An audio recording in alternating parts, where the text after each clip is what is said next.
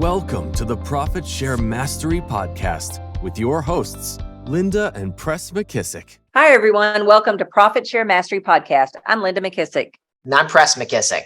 Hey, Press. Hey, Linda. Hey, super excited today to talk about our favorite topic, profit share. That's right. Welcome to another episode. Today's episode, what we want to talk about is the concept of your weakness is your strength. And Linda, when we talk about this as it relates to profit share, as it relates to helping people self-discover that KW is the right choice to take their life and business to the next level, the thing that comes to mind for me is vulnerability. And I think a lot of people, when they think about talking to another agent or talking to someone who's not with our company about coming to our company, they think they have to be perfect and that they should look as awesome as possible because that's going to help someone want to come to our company. What's interesting about that is I've watched you recruit, you've taught me how to do it. When we talk to people, we actually a lot of times do the opposite of that. So I'm just going to kick it over to you first, Linda. Your weakness is your strength. As that relates to growing your profit share, what comes to mind?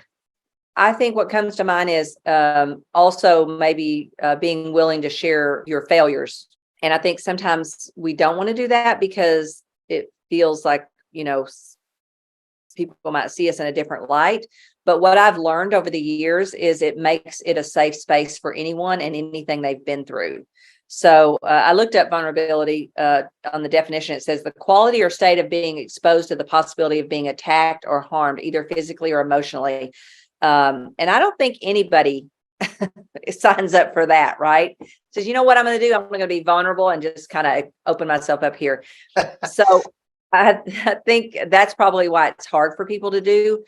And, you and I've had this conversation about Anna before, and she knows we share this, but Anna came from a background of being more on the perfect side and on the right side of being right. And so that's a little harder thing for her to do until you kind of helped her see that really that's what people are going to relate to the most. So the reason you want to be vulnerable is a couple of things. And sometimes, Jimmy has said to me before, sometimes I can err too far on that side. And that makes people not give me the credit that I might want for something or be seen. I can tend to go too far. So I think there is a place where you can go actually too far with that. But I think, learning to be vulnerable is a great thing to make it a comfortable and safe place for the other people. I think they feel safe, they feel comfortable because they're already thinking about their own vulnerability. So, right. If you come off as perfect and they're not even going to open up to you. Well, the truth is, Linda, I think everyone lives in two worlds, right? You live on the outside. We all live on the outside, right? Well, the outside is what we see every day with people. We see some people who are fit. We see some people who look like their lives are perfect on social media. And then we all live on the inside. The inside is where the truth of who we are is and where we are. And so when I think about vulnerability, as I was kind of, when we were prepping for this topic, it was interesting. I saw something that said vulnerability sounds like truth and feels like courage. And I love that. It's really good. It's so good. I got to figure out who said that. I think it's probably Brene Brown. I'm sure she's like the queen, from my understanding of like vulnerability and using that as a tool and as a truth. But anyway, so when I was digging deeper into that, vulnerability is truth and courage. And the truth part of vulnerability is what creates trust, right? Because when you're vulnerable, you're telling your truth. And when people get to know who you are, they're going to trust you more. So it's the trust part of it. And then the courage part, where you're sharing something that is, you don't maybe normally want to just open up and share. That's what's motivating to people. Like when I think about, when I flip open my phone at night and I'm going through videos on Facebook or Instagram, when I find a video where someone is doing something courageous outside of their comfort zone, I am engaged. Like that video, I'm tuned in, I'm watching it till the end because it's motivating to me. I'm like, what courage it took for someone to do that. So I just love that. Vulnerability sounds like truth and feels like courage. Yeah, I love that. Yeah, that is a great one. because anytime you're vulnerable, you're opening yourself up to mean people, and no one likes mean people, right? I mean, and by the way, that's the thing you have to be okay with. When you're vulnerable, most people are going to be attracted to that. They're going to relate to that. They're going to trust you even more because of that. But every once in a while, you could have an individual who that hits a chord with them about their vulnerability, and they don't like that. And so they strike back, or they strike out at you. And so you have to be willing to do that and still understand the value of being vulnerable. Yeah. Linda, one of the things in your story that you do so well when you talk with someone who's, with KW, not with KW, when you're sharing about your past, you always tell the story about being $600,000 in debt. Mm-hmm. I don't know a lot of people that tend to open with that story in terms of their story, right? However, I watch people when you do that and you talk about how you and Jimmy were $600,000 in debt and the uncomfortableness of being in that place, like how much it was not fun. It really honestly sucked. And the journey you went on to get out of that. Will you talk a little bit about why do you share that story and what fruits have come from you being open to being vulnerable in your own personal story with people who aren't with our company? Yeah. Well, and I think you and I kind of, when we did that little, and I think we did this on a podcast, did we do that little thing you help people through with that journey thing where you talk about the story and who else is in the story and all that stuff? Because I think even I have to be careful because I get tired of my own story. Right. And so, I think because I want to give hope. I want to inspire anyone because I truly believe that I am one of the least likely people in the world to do what we've actually been able to accomplish. And because of that, I really want to inspire people to believe anything in this world is possible. How big can your life really be? And I was saying this to someone the other day. There is no way 25, 30, 40 years ago, I could have drawn out this beautiful life that we have, right? It's not without ups and downs. It's not without whatever everybody else has. However, I couldn't have drawn it out for you because what I had to do was have the courage to say, okay, this is where we are. And I always say the worst thing that ever happens to you in life can be the best thing that ever happens to you in life. If you do two things: learn the lessons you need to learn and take different action moving forward, right? Those two things I think are the gifts of any mishap, any screw up, anything that we all can do, right? So the reason I tell the story is because I'm hoping nobody in the room is worse off than $600,000 in debt. And then that way, nobody in the room can say, well, that's easy for you, but I'm $600,001 in debt, right? So that's the reason I tell the story, is because I, like other people, don't walk in a room and hear someone who feels like they're so polished and they have it all together and they've done it all perfectly. I can't glean anything from those people because, number one, I've never done anything all perfect. I definitely always found my way forward like all of us do. And I just feel like my failures can help other people maybe not have those same failures or not have them as painful or as bad. So I think that's why. And Linda, I think the other connection that's really important here, when we're talking about using vulnerability, your weakness is your strength, your vulnerability is your strength.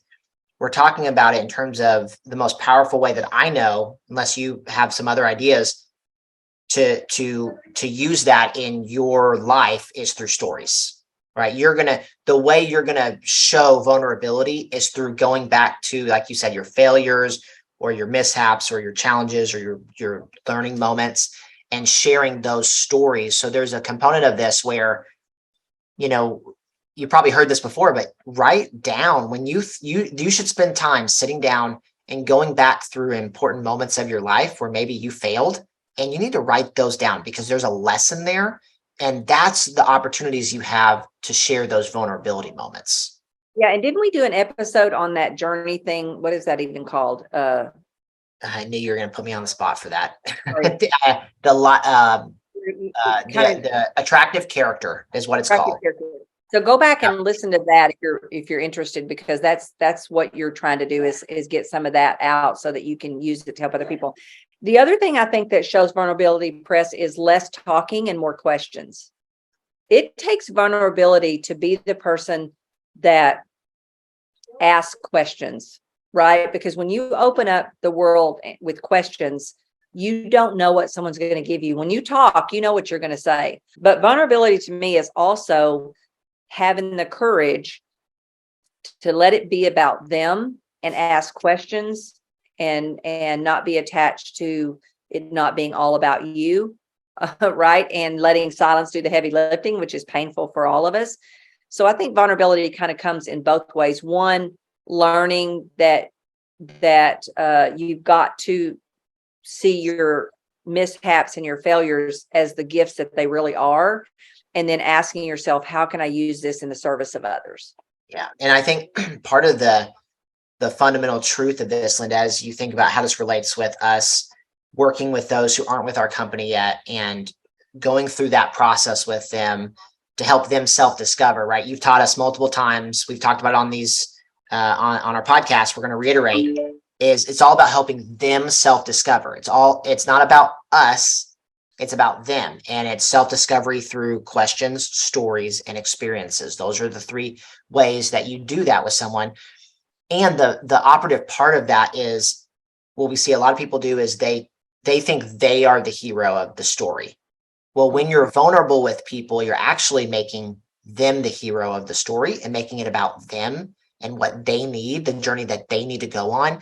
And then you're using those questions, stories, experiences as tools along that journey to help them have discovery moments. Yeah. Another way that you're going to use vulnerability in recruiting in the style that we teach people is you can't be attached to the outcome. So you've got to do activities and put in time and energy, and you've got no guarantees. Mm-hmm. And that puts people in a very vulnerable spot. They're used to saying, if I sell this house, I'm going to get this many dollars. And you got to be vulnerable in the fact that I may serve someone and never get a penny. Now, I believe that the world gives you more than you get more than you'll ever give. It's just not possible. I think my friend Joe Paula says it best. He goes, life gives to the giver and takes from the taker. So I don't ever sit and measure, okay, I'm putting this much time in with this person. How much am I going to get out? I just let it go. And that takes vulnerability, Press, because we're used to being in a world that I know if I can sell this many houses, I'm going to get this many dollars. And when you're working on this platform of serving other people and helping them self-discover, there's no guarantees about how much you're going to get or if you're going to get anything. That's right. So Linda, in closing on this topic, your weakness is your strengths. The big things that for me that I would say is, number one, sit down and write out your story. Mm-hmm. And it's going to take you probably 30 minutes, an hour of time to really sit down and try to just write out your story and find those moments of vulnerability, because those are the moments that are going to help you create connection and authenticity with people. And then when you tell your story, don't make it all about your successes. Make it actually about your failures and what you learned from those moments. And again, because that's where people are going to be excited to get to know you, and they're going to be more open. And by the way, this is, Linda, I know you believe this too. This is true. It doesn't matter what you're doing. You're growing the company, you're focused on profit share, or you are selling houses, helping buyers. Like, you would do the same process of having stories that would help people self-discover in that process as well. So that's what I would say is sit down, write out your story, find those moments of vulnerability. Don't make it about you, make it about other people. What would you say? Yeah, I would say look at everything that you write down and ask yourself, how could I use this in the service of others? How would this story benefit someone else? And what would be an appropriate place and time that I could put this story? Because you're going to have multiple stories, right? And so make sure that you understand, okay, this story is probably going to fit best if I'm trying to help people do X. this story is going to be best if I'm trying to help people build wealth or see the opportunity to go from where they think that's just impossible to where they want to be. Stuff like that is what I would add. And then just trust the process. Try it. I think it'll serve you well. And like you said, in so many areas of your life, but specifically in helping people self-discover that Keller Williams is the place for them to be. It's awesome. So, Linda, in closing, just a reminder for everyone, you can go and get more information at profitsharemastery.com. If you want to connect with Linda and I deeper on growing your wealth at KW and building your profit share, we've got our online course called Profit Share Masterclass, which has been redesigned, which is going to be amazing for you to dig into and learn the tips, the secrets of success around growing your wealth. And the only two strategies that there really are to go do that. We also have our profit share recruiting platform, and that is a tech solution where you can plug into, and we actually help you go 10x your downline. We've done it with over 300 KW associates and growing, which is pretty awesome. So make sure you check us out there, and then also like and subscribe to the podcast. We'd love to have more and more listeners, so don't forget to pass it on to your fellow KW associates so we can get more people engaged in the awesome gift that we have that Mr. Gary Keller gave us called Profit Share. Yeah. So Linda, anything else you want to add in closing? Nope.